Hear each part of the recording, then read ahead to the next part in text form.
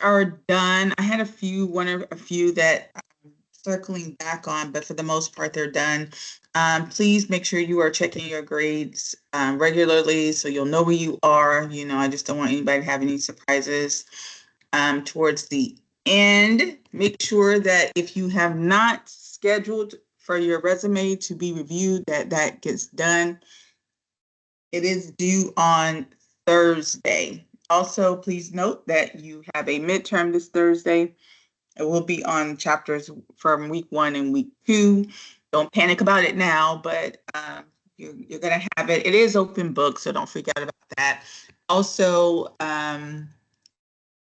please note that the entire week for week 1 is open. The entire week for week 1 is, for week 2 is open, so you don't have to wait.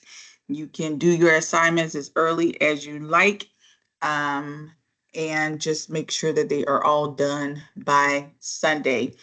I wanted to talk really quickly about your long-term goals. Most of you did a very great job on your long-term goals. There were 1 or 2 people that did not put end dates on your goal. Like, again, I just want to stress, because you're going to need those in week 3.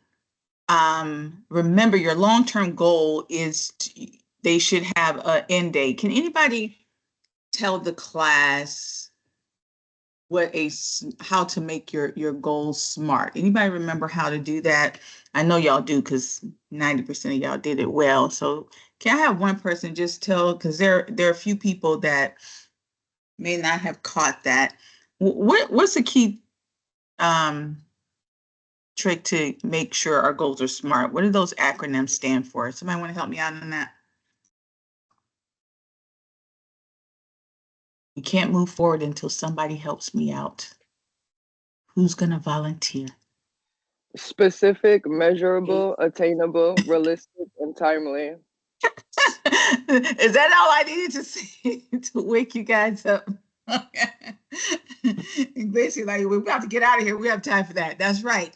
So the one that people forget the most is the time bound. And how do you make sure that it's time bound? What do you need to do?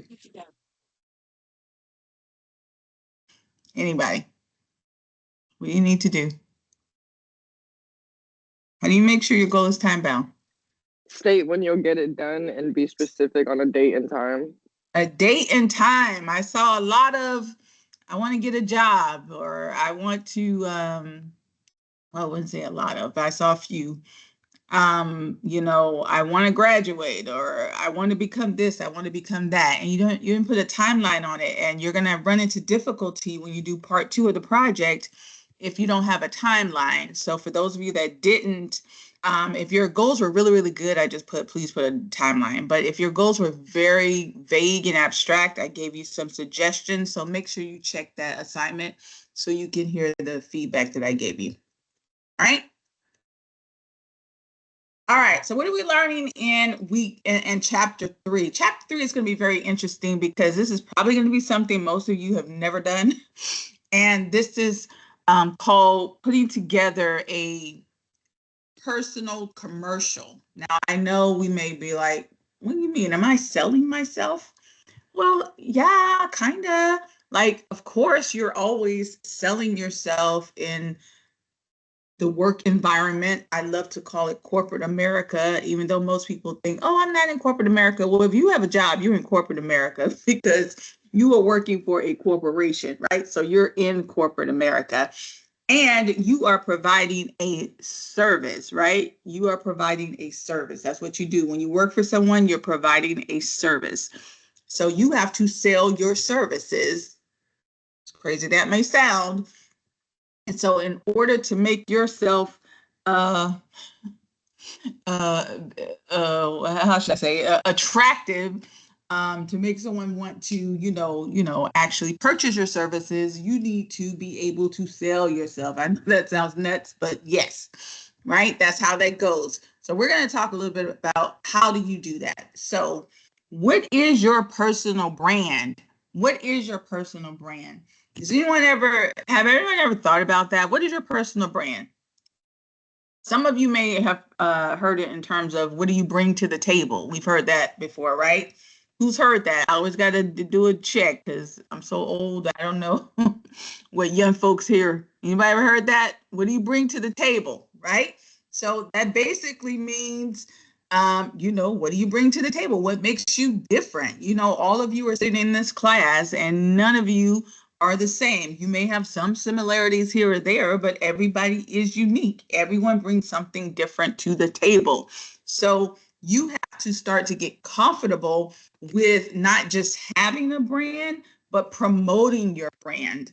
I wish that was something that I understood earlier in my career because, like I said before, I'm such an introvert that I don't like selling myself. I don't like promoting myself. I'm the type of person that walks into a big room and I sit next to the exit door. Anybody else looks for all the exits? That's me. I need to know how to get in and how to get out in case something goes down. That's part of my military background too, though. I'm always looking for the exits, emergency signs, in case something goes down. But anyway, that's just me, right? But so you have to get used to that. That's not something that some of us do with ease. Some other people, it's not a big deal at all. So, what are some of the factors that contribute to a great brand? That is going to include, obviously authenticity is big because you are unique. You want to be yourself. Most people can tell if you're being, not authentic, but more importantly, people want to believe what it is that you have to say. I hate to say this, but do people want to be sold? Yes. When I did work briefly in sales, which is one of the reasons why I know I hate it so much, one of the things they taught us is that most people want to buy something, they want it, but they want you to convince them that they should have it, which is so annoying because I was like, why do I have to convince someone to get something that they already want? But people just want to be sold. Um, Companies want you to convince them that you're the right person for the job, right? They want that, but they also want you to be authentic about it because nobody wants to buy a fraud, right? Anybody want to buy a fraud? Somebody saying that they're great and they're really not great. So they do want you to have some authenticity about it. You need to be clear about what it is that you bring to the table. Being consistent and relevant is important, trying to differentiate yourself, meaning bring out your own qualities. I don't think people should go around trying to make things up. Just bring out your natural self. One of the things that always disheartened me is when I see someone at work or, someone that's worked for me in the past or whatever, try to do what other people do, try to emulate other people. And I'm like, but you're already unique. You don't need to do that. Trust me, people see you. Understand this. People see you. I don't care as quiet as you are or as loud as you are or anywhere in between. You are seen. You don't have to do anything extra to be seen. People notice the quietest person in the room just as much as they notice the loudest person in the room. Is that not true? Is that not the case? So you don't have to do anything special. Be your unique self because you never know what companies need. Somebody may love that personality. If you're going out of your way to try to do something different, you may miss out on your opportunity. So I'm always telling be you, right? Have authority in how you are presenting yourself. And yeah, you want to be engaging, but I think part of engagement comes with you just being comfortable with being your authentic self, right? So your personal brand is going to help bring out your reputation and what it is you are selling. And I always say too, because if you are authentic, right, then you are ensuring that people are buying your true self. You don't have to pretend to be that. All right. So your personal brand statement, what is that? A personal brand statement typically is just a one summary sentence that reflects your skills and ability. So why is this personal brand statement important? Well, number one, you use it even though you don't realize it. You're going to be using it a lot. Where do you use it? One of the first places that you use it is on your resume. If you remember when we talked about resumes on Thursday in chapter 7, it talked about that summary, that qualification, that profile right at the top of your resume. Typically, that profile statement is about 3 sentences. It should never be more than 4, but about 3 sentences. And then what most people do is they take that statement, I'm going to show you guys how, and they drill it down to like one complete sentence. And when you do any type of social media platform, especially LinkedIn, you're going to paste that personal statement there. So that's one place you're going to use a personal statement. So now let's go back to the resume. We started with the resume where we have that summary of our skills and qualifications. One thing you do is you extract, and I'm going to show you how to extract it, and you're going to make it into one statement that you use on LinkedIn. That's one place that you use that statement, right? And I'm also going to show you how to create a 3-statement commercial, but I don't want to confuse you. So let's stay on the one sentence statement that you'll use for LinkedIn. And you're going to be doing LinkedIn in probably next week, I think. Is it next week or this week? I can't remember. Okay, so creating a personal statement. Okay, well, Ms. Taylor, how in the world do I do that? Well, we know already the statement is designed to define yourself, right? You're going to start with who I am. What is my reputation? Maybe I'm known to be a go-getter, a team player, a leader. What are my hard and soft skills? What are the top things I've done? Maybe I have 25 years of teaching experience. Maybe I have 10 years of customer service, 2 years of welding, whatever you have. What are your hard skills as well as your soft skills, right? Which is kind of like I said, maybe I'm a good leader, a team player. You know, that's my reputation because it's a skill. How do you get a reputation? Well, you get it from your skills, right? There's no secret in that. So step 3 then is to craft this phrase, if you will, that you can present when you are selling yourself. One succinct statement. How do you apply it? Again, it can be applied to a lot of things. I didn't mention the cover letter. That's another great place. It can be applied to your social media accounts, your portfolio now, which is technically LinkedIn, and your resume should technically already have it. But if not, then you can actually put it there for people that didn't have a resume. And how do you even create that summary? Well, you create that summary by thinking about who am I, what are my reputations, my hard and soft skills, coming up with a brief summary of everything that I've done, which your resume should showcase anyway, right? So what's starting to happen?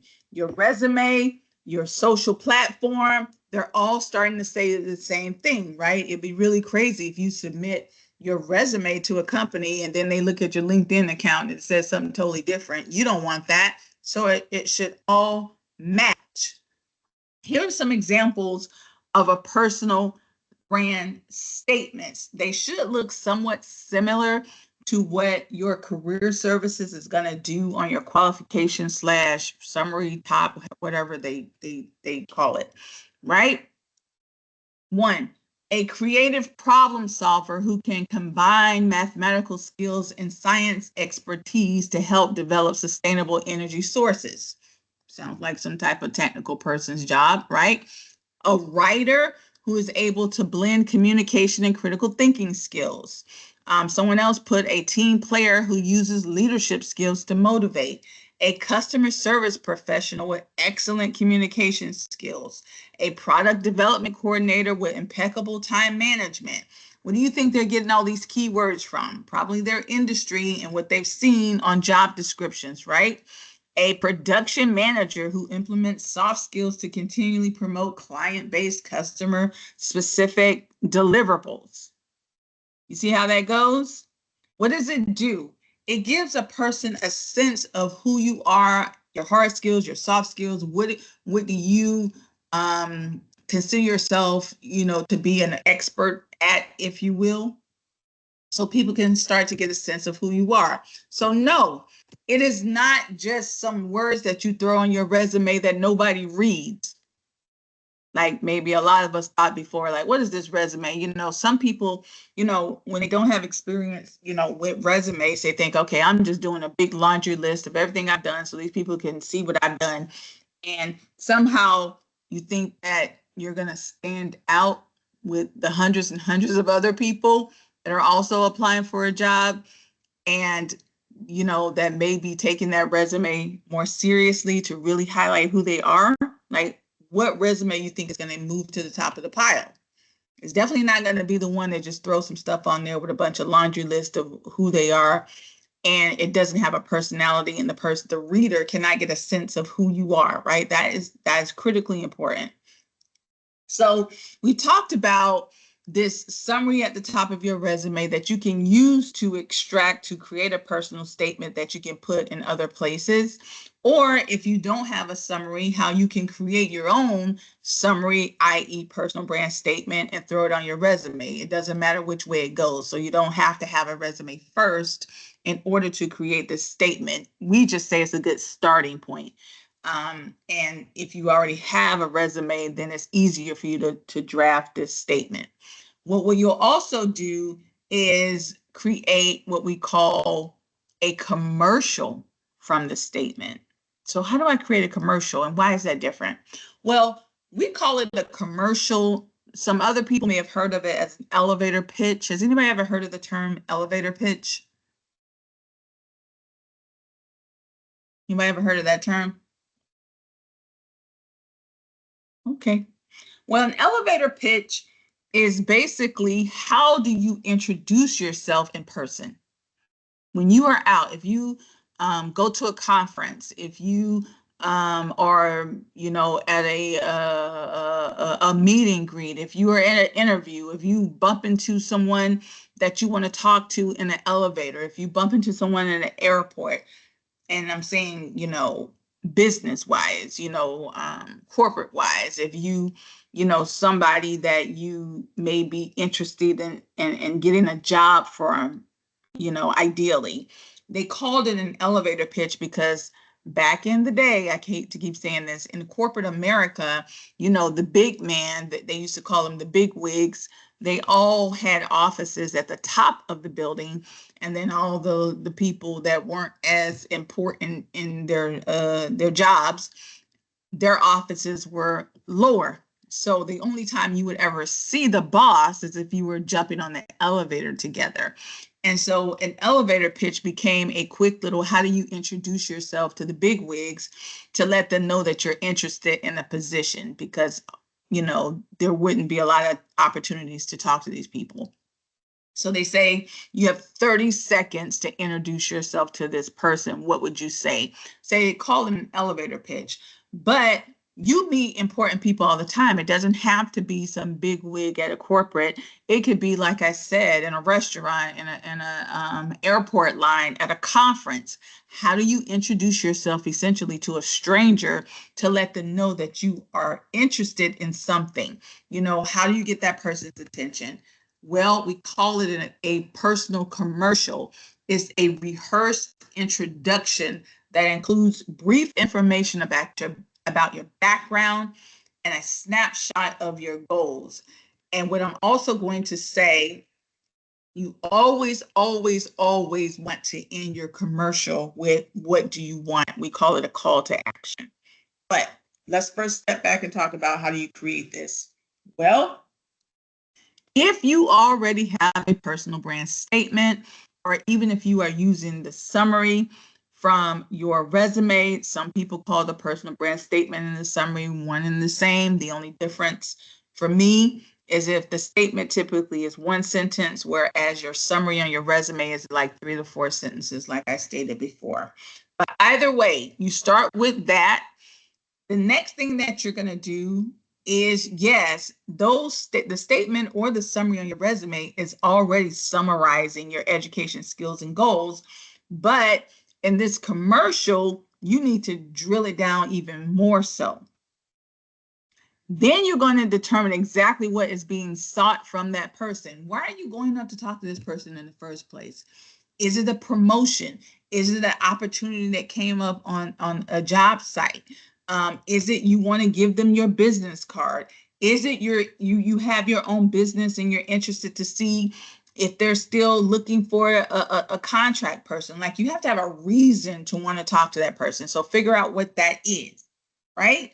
Step 4, state your motivations for the career direction, and then write this elevator pitch. So what does that look like? Let's look at it in real time. On the left-hand side are some statements, right? This one person, he's drilled down his statement to a marketing professional who is dedicated to creating jaw-dropping promotions. Someone else at the bottom wrote, a compassionate healthcare professional who has the skills, knowledge, and commitment needed to help patients achieve or improve their quality of life. For those of you that already have your resumes, take a look at what your summary is saying so you can just pretend and put it on the left-hand side. Now, how do you create this commercial? Very easy. The only thing that you're really going to do is take that statement. Yeah, you're going to have to change it a little bit, but at the top of the statement, you're going to introduce yourself by giving your name, right? Your name, and possibly your position, right? So let's say you have a current job, or let's say you have X amount of years of experience in doing something. So your name, your job, or your experience, plop in that statement, and then at the bottom of the statement, you're going to say what it is that you want. So what does that look like? Let me pretend I'm going to do mine first, and then we'll read the ones that are on the screen. I'm going to use my teaching as an example. So let's say I had a teaching resume and, been teaching for 19 years now. And I want to, and I just bumped into the school president. They have this new position open. It's for a permanent finance instructor, and I want that job. What do I do? I'm going to say, and I bump into the president on the elevator, right? So my resume already says, seasoned educator with over 19 years of experience teaching finance and business students. That's already on my resume. Now, what I'm going to do, this person doesn't know me. We're in the elevator. I'm going to say, hi, my name is Cynthia Taylor. I have over 19 years of experience in higher education, right? I may add, if my resume says, my focus is on finance and IT, so I may say so. I've been teaching finance and IT for the past 10 years now. That's it. Now all I got to do is tell them what I want. I saw that the company was advertising for a new position, a full-time teaching position. I would love to learn more about that. Can you tell me who I can talk to? The only thing I've done, my middle sentence is just the summary, just like I could take it from my resume, I could take it from a personal statement. At the top, I've added in my name. At the bottom, I've told them what I want. Did you guys see what I did? Any questions on that? I introduced myself. My name is Cynthia, over 19 years experience in higher education. I specialize in finance and technology. Tell them what you want. I see you guys had a position open. I would learn to learn more about that. Maybe if it's not a position, maybe it's just, you want to connect with someone, right? I know that, Sarah is in this building. I would love to connect with her. Do you have her information? Can I have her information? Whatever it is you want from that person, right? But if you're introducing yourself, you want something. On the screen, this example is a marketing professional who's dedicated to creating jaw-dropping promotions. What does she say? She says, hi, my name is Susan. I'm an assistant marketing product manager with a degree from this college. You can state that if you want to. I'm located in this area. My skills include X, Y, and Z, right? She goes on And then hopefully at the end, she tells them what she wants, right? They didn't put in the book because, you could want anything. But what they're showcasing you in the commercial is she's talking very briefly about her skill set. Now, I think some of it could be a little wordy. It really just depends on where you're bumping into someone.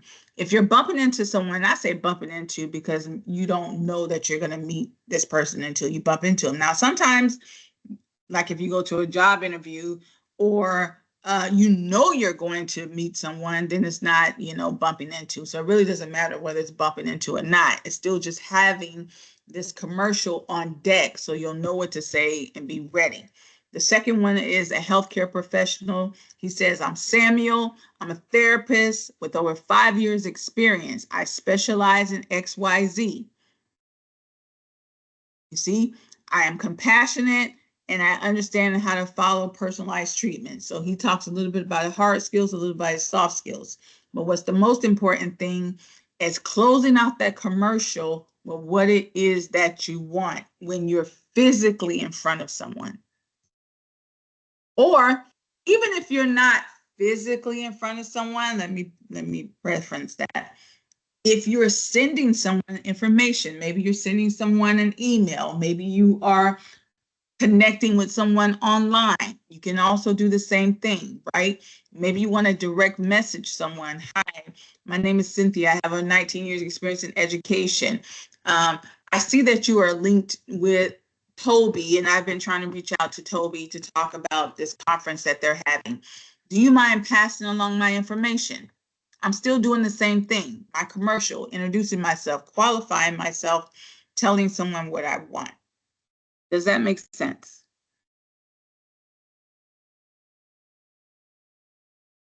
Give me a quick thumbs up if it makes sense. I always feel like I'm rambling.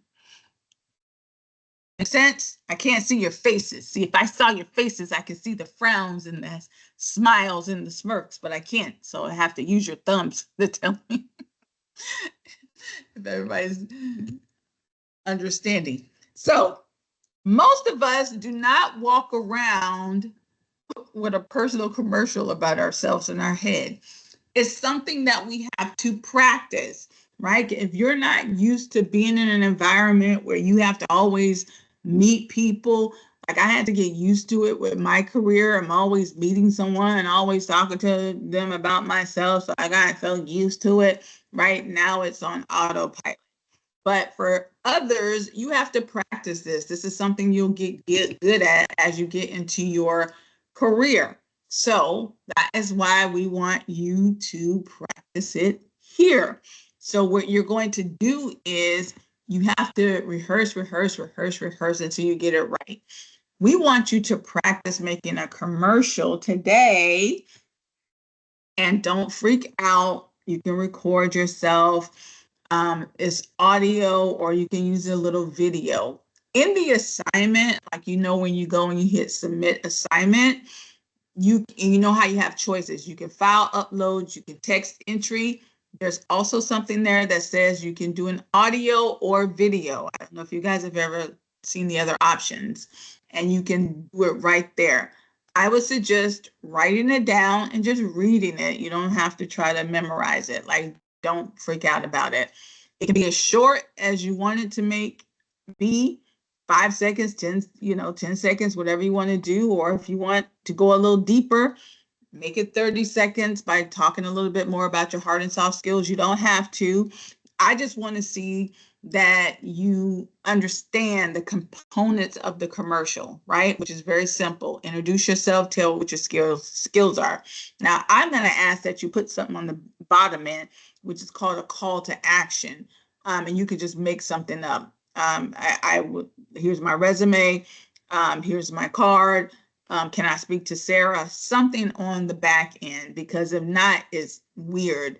You don't just walk up to someone and just start rambling like nobody does. Hi, my name is Cynthia, and I have over 19 years of experience in education. I have 30 years of experience in finance. When I was younger, I wanted a puppy. Like, you don't just keep going and going and going. Typically, you tell someone what you want, because we all have stranger danger. Nobody just wants some strange person walking up to them and you not say what you want. So I want you to get comfortable and get used to saying what you want, right? Does that make sense? That's how you put people off. You don't just walk up to people and just start, rambling about yourself. You got to tell them what you want at some point. All right. As we said before at the top of the hour, please make sure you are checking in, know what your grade is. Are you missing any assignments? Remember, you can look at that yourself. You don't have to ask me, hey, Miss Taylor, where am I with my work? All right. All right. So here's your participation question for today. Now, technically not a question, but this is preparing you for your pitch that you're going to have to do. We want you to create a personal brand statement. Just like I told you, you can take your summary or you can do it yourself.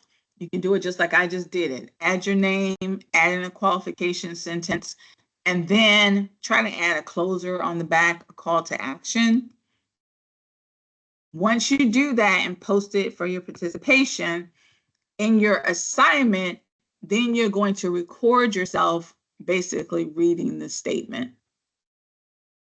Does everyone understand that? So for your participation assignment, you're going to create the statement. For your regular assignment, you're going to read it in a video or an audio. Does anyone have any questions on that? Sounds good? Why are we having you guys do this? Because you're going to use it when you do your informational interviews and when you do your mock interviews. Hopefully you're starting to see the linkage between these assignments. If you do this now, remember, we have you guys going out talking to someone. Has anyone spoken to someone yet with their informational interview? Anybody met with their person yet? If you haven't, this is great because you could tell someone, okay, Damien, did you have a question? Or are you just saying, yeah, you did? No, I met with Miss AJ. Good. Now, for those that haven't met yet, this is a great opportunity to let your people know. Even if you know them, you can still say, hey, Sam, thanks for taking the time to meet with me today. As you know, don't assume that this person, regardless of how well you think you may know them and they may know you, know what your intentions are. So you still need to state your intentions. I still would give a brief little qualifier. Hi, Sam, as you know, I'm in school finishing my blah, blah, blah. I would like to do blah, blah, blah. And this is where you give them that long-term goals, right? This is why you need your long-term goals, right? Because technically your long-term goals will tell them what it is you're trying to do, right? So, hi, Sam, as you know, I'm in school right now. That is your experience. If it were me, it may be, hey, Sam, as you know, I got 19 years of experience in education, right? Because I'm taking that from my personal brand. Now I'm talking about what I want. For you, it could be you have long-term goals and you want his advice. For me, it could be, let's say it was the same for me. Hey, I'm looking to start my own education company and I know you have one. So what did I do? I want you to notice how I just put my personal statement and my long-term goal together. Hey, Sam, I don't have to say, hey, it's Cynthia because he knows me, right? In the informational interview. Hey, Sam, as you know, I have 19 years of experience. I qualified myself. I'm looking to start my own company. Now that's my long-term goal within the next 5 years. I wanted to see if you can give me some feedback and advice on what I should do. I really value your opinion because blah, blah, blah. You see what I'm doing? Because so now when you do your informational interview, even though the person knows you, they're still like, what do you want? Right? So you let someone know what you want. And this gives you an opportunity to practice so you can tell that person what you want. In this scenario, you're talking to someone that you know, but we're teaching you that when you do informational interviewing, it's about networking. When we start talking about networking next week, you're going to come to understand that the informational interview doesn't have to be with somebody that you know. It can be a complete stranger. So how are you going to do that? Well, you're going to use your commercial And you're going to add in your long-term goal, and then you're going to tell them you just want to chit chat and get some advice, right? Informational interviews can be done with anybody. We're just starting you out slow with someone that you know. That way it's easier to get your feet wet. Does that make sense? Does everybody see how I'm weaving this together? Give me a quick thumbs up if that makes sense. All right, very good. You guys are going to be professionals out here just selling all kinds of stuff soon enough. All right. That's all I have for you, my friends. Let me throw this personal thing back up here for anybody that needs to jot it down. All right, if I don't have any other questions, thank you so much.